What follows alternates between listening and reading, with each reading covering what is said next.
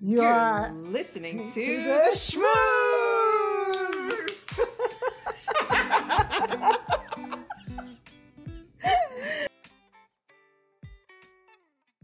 With Yael Shoshani Mabsuta. I'm a happiness mentor. And I'm Tova Goldman, creating content with humor and inspiration to give you a lift to your day. So, what are we going to talk about today? Well, the Schmooze is basically about life, how to live a good life, and about TV shows because we love them so much. We love them. Oh and we want to talk about them. We do. We do. Lechatchila. Thanks. So we're going to talk about Full House. And both Yael and I have big full houses. Yael has 8 children and I have 7. So that already is a full house. Yeah, that's a real full house. It's like you see those 3 kids and 3 adults on those 3 kids. And then it's like, how do you manage? Oh. Somebody said to us once, what does your food bill look like? And we're like, get out of my face. But yeah, Full House. Okay, let's talk about that. Let's talk about what was going on in Full House, where we were, how we relate to it. Any thoughts? Okay, so I used to see Full House as a kid, and growing up in Beersheba, and seeing like the childhood that I missed, not growing up, not staying to grow up in America with a nice big house, and definitely is a different childhood than what we were raised as kids in Beersheba. Right. But I really liked that they were very warm. The parents, the 3 parents. The 3 parents, yeah. That already was like the kids. A sign. I never saw any shouting or screaming at each other between the 3 adults. Right. I saw other places. In other places or in my own home. Yeah. Yeah. Who did you like the best? Who was your favorite character? Well, actually, I really like Joey because he's the underdog. Because he's always like trying so hard to be accepted and trying so hard to fill everything with humor, and it never really goes for him. Because the Shlemazel, he's really, really feels sorry for him. So you have a place in your heart for Shlemazels. Yeah, I can identify with that sometimes. I liked Stephanie. She was my favorite because she always had a smart-ass answer for everything, and she didn't let anybody get the better of her, and she just, she just said what she wanted to say, do what she wanted to do, and she just, she had that special character of being also in the middle. Yeah. She was the middle child.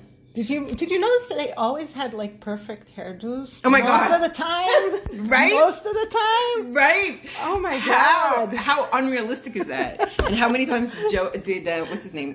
Jesse, with his hair. Oh. Even Danny Tanner has like a very serious hair. Right. And none of them were overweight. No, maybe DJ was a little bit, a little bit on chubby side, but not. They weren't overweight. Right. I'm just wondering, like, how realistic that show really was. Like, how many people do you know that live like that? Perfect hair, perfect weight, perfect problems. Everything gets solved within 30 minutes. And I mean, it was back in the 80s, 90s. It was the 80s, 90s, right? I guess so. Maybe even earlier. So, like, everybody was, you didn't have, like, interracial marriages or everybody's white. Yeah. And maybe Jesse's not, but, like, everybody's white. So, like, there's like that mono thing going on there. What's the word? Mono something. Monochomati. Yeah. Yeah. So what else? Like, what else was about that show that you think made it so successful that people just tuned into that show every single week? Well, first of all, men being in charge of the house, which is it was still, I think back then, it was sort of like a new concept. Right.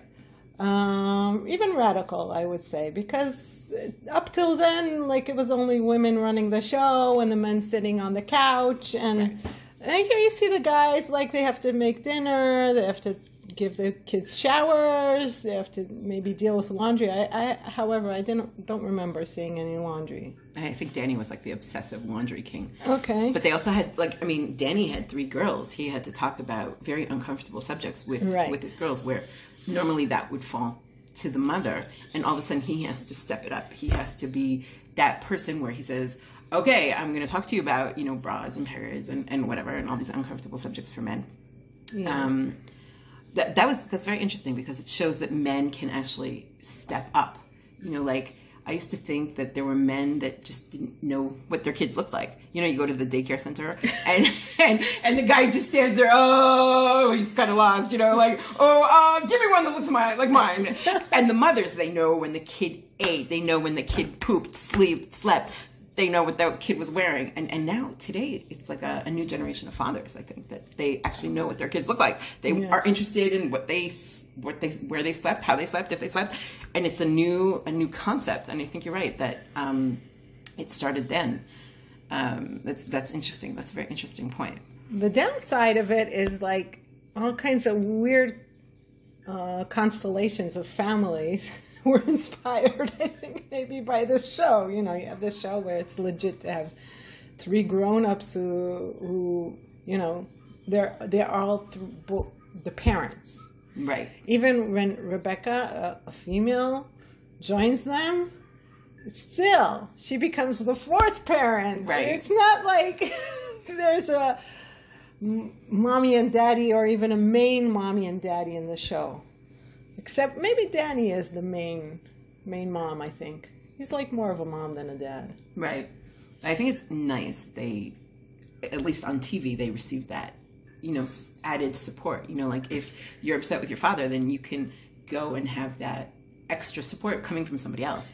Which today, that would be awesome. That would be awesome to have another network of support that, you can just bounce ideas off. And yes, maybe it's like a referral to when we used to live in tribes or like big families, like I think somewhere in our communal conscious we sort of miss that era because we're so like on our own. Right.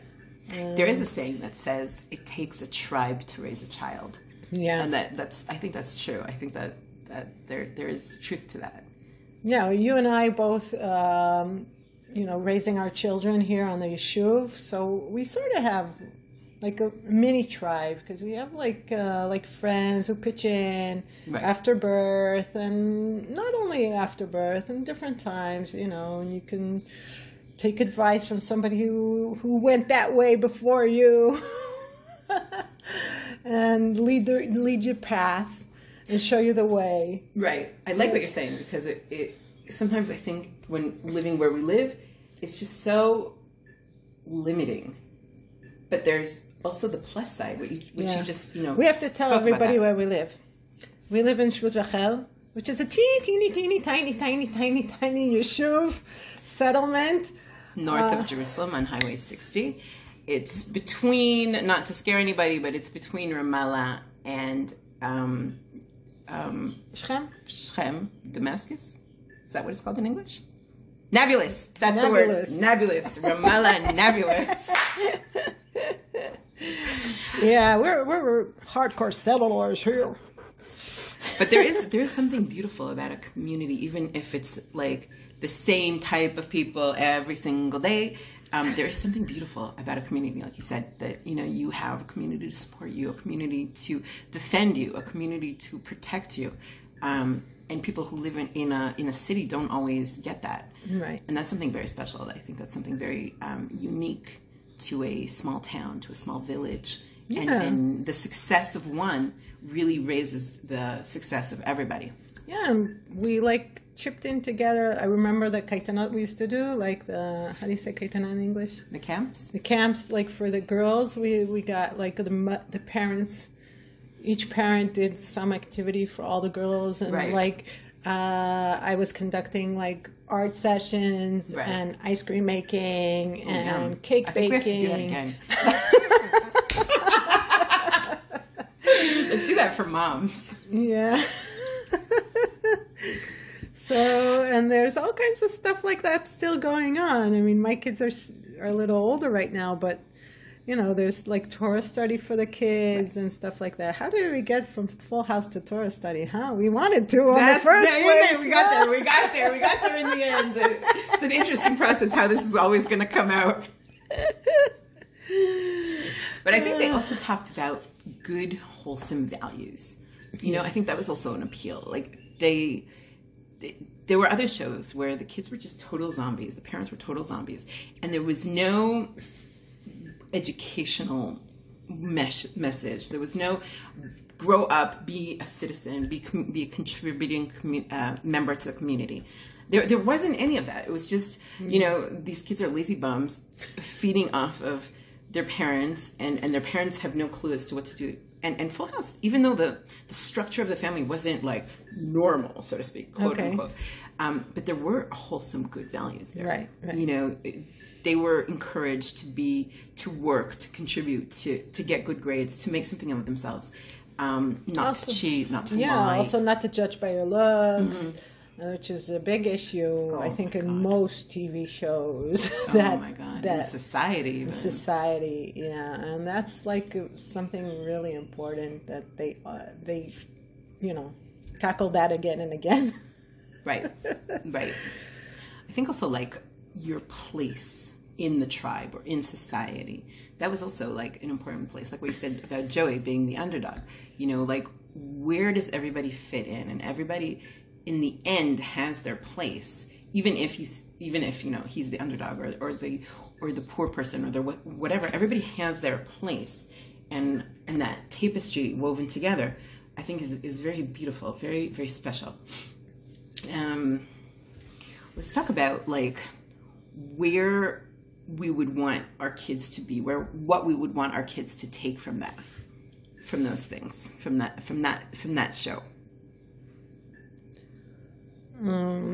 I think I would love to have my kids take the, I can talk about my problems with an adult part of the show. Hear you. Especially today, my kid would rather Google something than say, "Ima, I have a problem and I need some help." And we really, I think it's also our responsibility as parents to do as much as possible to get the kids maybe out of the ordinary schedule and maybe have some one-on-one time and try to facilitate something, right. Because they still do need to share, and they still want to hear from us, even if, and that's something I think is like something unique about my parenting style, is that, I give you my idea, I give you my take on things, but you don't have to follow it. Right. You do your own shtick. Right. You do what you think is right for you. But I really think they need to hear my opinion. Right. I'm thinking about what you're saying, and I don't know about you. I mean, you have 8 and I have 7, but I don't get to spend so much time with my kids. Like if you see that show, and obviously it's Hollywood and everything is resolved after 30 minutes, but like they don't. He was a parent that was very involved in his kids, and he spent a lot of time with his kids. I feel sometimes so overwhelmed with life that I don't want to see them. I don't want to give me 5 minutes away from everybody.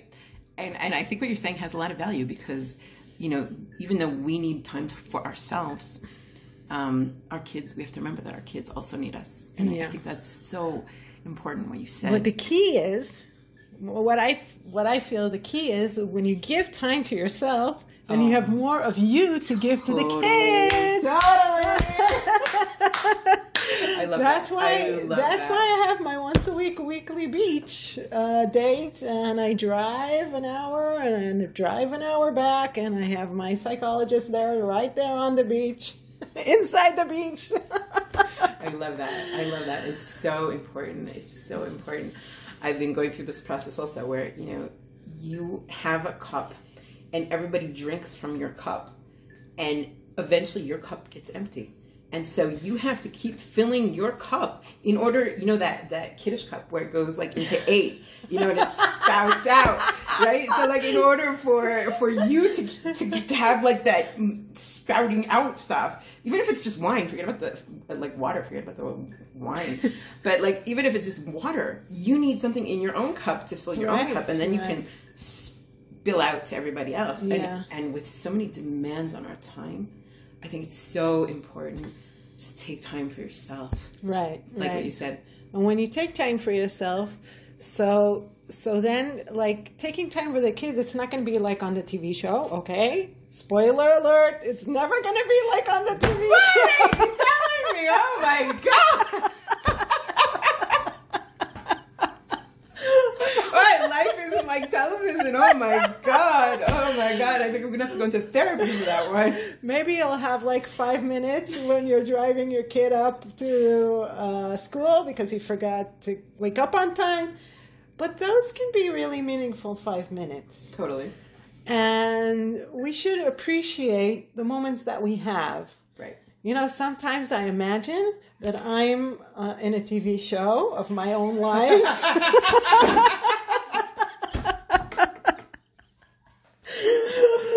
And like, wow. So it really helps me view things more humoristically and laugh about myself. Awesome. And tell God, wow, that's a great scene, you should save that one. I want to see it again. In the reruns. And taking the life not so seriously, something that I used to do was to do another take. So let's say I was really angry with a kid and I hollered at him and I was like totally out of control and that. And then sort of like, okay, I got back to my senses and I said, this was really not nice. I didn't like that one. Let's take another take. I love it. I love that. That is so awesome.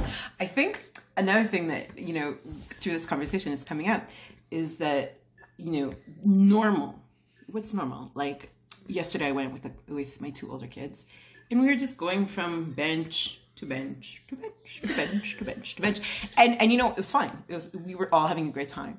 And somebody else would be like, what, you went out with your kids and that's what you did? Like you didn't go out for pizza, you don't go out for ice cream. Like normal for you is whatever works. And if normal for you is, vegging out with your kids and watching television, or if normal for you is going from bench to bench or whatever it is, that's what normal is. And that's okay. And nobody should judge your normal with what they think their normal is. Right. Just through talking, this occurred to me that what we do as a family, what works for us isn't necessarily what's going to work for you or for any other family. Right. But if it works for us, then yay us. So I shouldn't be judgmental on Danny Tanner always wearing sweaters, no matter what what the season is. Right. Or that there were 3 adult men that were the parents or any other, weird thing that happened in that show. Yeah, totally. Wow. Yeah. There were things that I don't think I would want my children doing or saying or being or acting. We grew up with, for good and for bad, we grew up with kids in segregated schools. There's no American public school where there's boyfriends and girlfriends and proms, and for the good and for the bad. There are good things in there. There are bad things in there. Mm-hmm. I don't think I would be so excited, Nagid, if my child came home with a boyfriend when she was 14, 15. Right. Just like in reality, that's not our reality. That might be reality for a lot of other people, and that's okay. But for me, I don't think that that's what I would want for my children. Just, as a thought, going through all the various episodes or parts of episodes that I watched during the past week. And I have to tell you, this was the best homework I have ever received. I had so much fun doing that. I'm like, oh, well, that's homework I got to. What about you? What do you think would be something that you would not want your children doing or seeing or being or acting?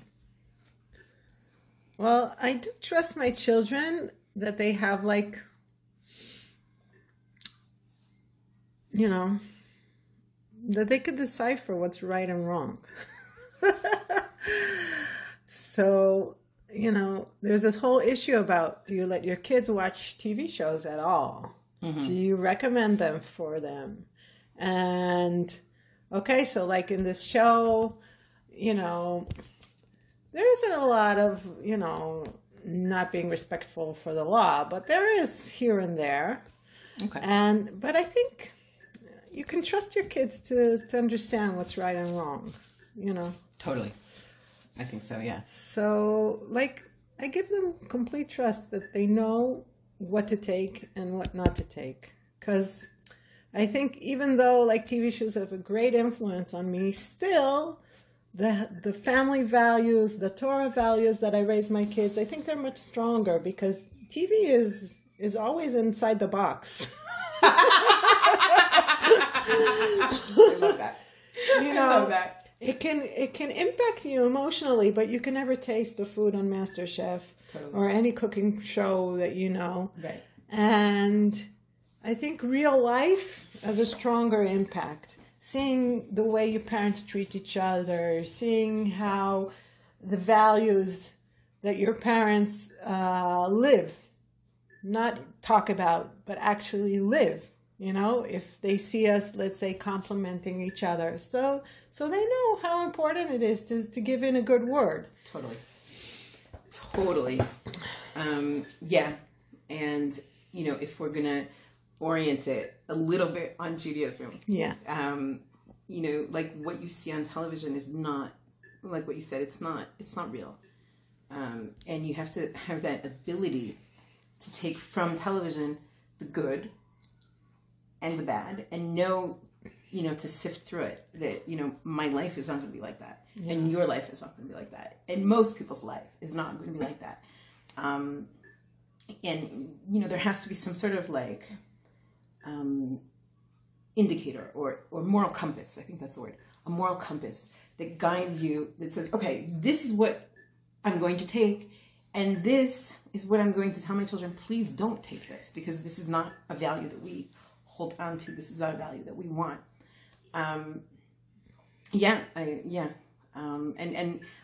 Full House was like a great show because it had a lot of wholesome family values, even though the stereotypical family type, like what we started talking about, it wasn't the normal. Even then, it was based in family values, and I think that's an important message to give to children. That, you're not going to have that perfect life, but family values and Torah-based lifestyle is important, and that's what we take from it. That's what we take from it in the end. That you have to be your own moral compass with, God giving you the direction. Yeah, I like that. So we're coming to an end. We are coming to an end of the first episode of The Schmooze. So we would love to hear from you. And we hope you enjoyed our schmooze. Our schmooze. And we'll be back next week. With a new episode. All right. I'm Tova Goldman. Yael Shoshani Mupsuta, or Jessica if you want. And we'll see you next week. Yeah. Bye.